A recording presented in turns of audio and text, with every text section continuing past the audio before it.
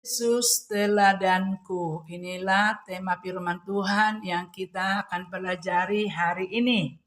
Pengertian teladan. Kata keteladanan diambil dari kata teladan. Menurut Kamus Besar Bahasa Indonesia KBBI, kata teladan memiliki arti yaitu sesuatu yang patut ditiru atau baik untuk dicontoh tentang perbuatan, kelakuan, sifat, dan sebagainya. Sementara kata keteladanan mengandung arti hal yang dapat ditiru atau dicontoh dari seseorang. Tentang hal teladan dapat kita lihat dalam kitab Yohanes ketika Yesus membasuh kaki murid-muridnya. Sebab aku telah memberikan suatu teladan kepada kamu, supaya kamu juga berbuat sama seperti yang telah aku berbuat kepadamu. Yohanes 13 ayat 15. Selain itu, kita juga melihat bagaimana Paulus yang meneladani Yesus Kristus setelah ia bertobat. Kemudian berpesan kepada jemaat di kota Korintus supaya dari teladan kami kamu belajar. 1 Korintus 4:6. Dan turutilah teladanku 16 kepada jemaat yang ada di Tesalonika. Ia juga berkata, mau menjadi kami teladan bagimu. 2 Tesalonika 3 ayat 9. Dan secara khusus Paulus berpesan kepada anak rohaninya Timotius, jadilah teladan bagi orang-orang percaya. 1 Timotius 4 ayat 12. Apa yang harus diteladani dari Yesus Kristus? 1. Mengasihi dan peduli terhadap sesama. Manusia merupakan makhluk sosial di mana selalu membutuhkan kehadiran dan bantuan orang lain. Namun semakin berkembangnya zaman justru semakin membuat hubungan antara manusia menjadi dingin. Semakin memudarnya kepedulian, pengharapan terhadap martabat manusia serta belas kasihan.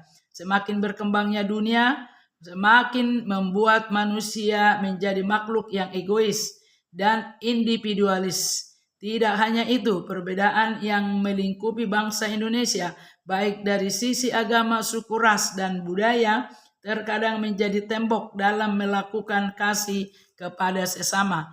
Salah satu kasih Allah yang sangat memperlihatkan kepedulian akan sesama adalah kisah orang Samaria yang murah hati yang terdapat dalam Lukas 10 ayat 25-37. Terkadang kita enggan berbuat baik kepada sesama yang telah merendahkan dan tidak menghargai. Kita mengajarkan kepada kita untuk mengasihi sesama dengan sepenuh hati, bukan dengan setengah hati. Menolong orang yang mengasihi kita adalah hal yang mudah. Tetapi bagaimana jika kita diminta untuk mengasihi orang yang telah menyakiti hati kita? 2. Memiliki sikap rendah hati. Salah satu sikap yang menggambarkan pribadi Kristus adalah rendah hati. Kerendahan hati Yesus terlihat ketika ia menaati perintah Allah untuk turun ke bumi dan menjadi manusia. Dalam KKBM, kata rendah hati memiliki arti tidak sombong atau tidak angkuh. Dalam kisah Raja Salomo ketika ia dipilih Tuhan menjadi raja atas Israel menggantikan ayahnya Daud, memiliki sikap rendah hati terlihat dalam 1 Raja-Raja 3 ayat 7 yang berkata, maka sekarang ya Tuhan Allahku, engkau yang mengangkat hambamu ini menjadi raja menggantikan Daud ayahku, sekalipun aku masih sangat muda dan belum berpengalaman. Jadi selain Salomo, Paulus juga memberikan suatu teladan untuk dapat kita tiru. Filipi 2 ayat 1-11. Hendaklah kamu dalam hidupmu bersama menaruh pikiran dan perasaan yang terdapat juga di dalam Kristus Yesus. Tujuan utama dalam hidup kekristenan ialah menjadi seperti Kristus. Yang ketiga, mencintai keadilan.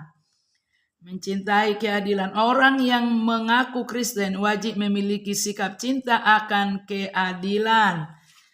Yang keempat, hidup bersyukur. Dalam seluruh kehidupan manusia seringkali tidak pernah puas dengan apa yang telah dimilikinya. Terlebih lagi, perkembangan zaman yang semakin membuat manusia untuk hidup secara hedonisme, berkelebihan. Kondisi seperti ini semakin membuat manusia sulit untuk mengucap syukur. Jadi kita sebagai anak Tuhan harus dapat meneladani Kristus di dalam kehidupan kita.